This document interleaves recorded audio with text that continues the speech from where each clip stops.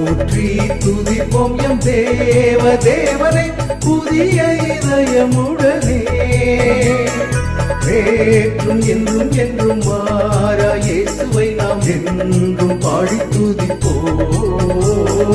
நேற்றும் என்றும் என்றும் மாறா இயேசுவை நாம் என்றும் பாடி துதிப்போம்.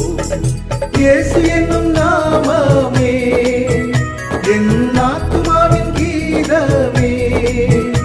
என் நேசர் இயேசுவை நான் என்றும் ஏத்தி மகிழ்ந்திடுவேன்.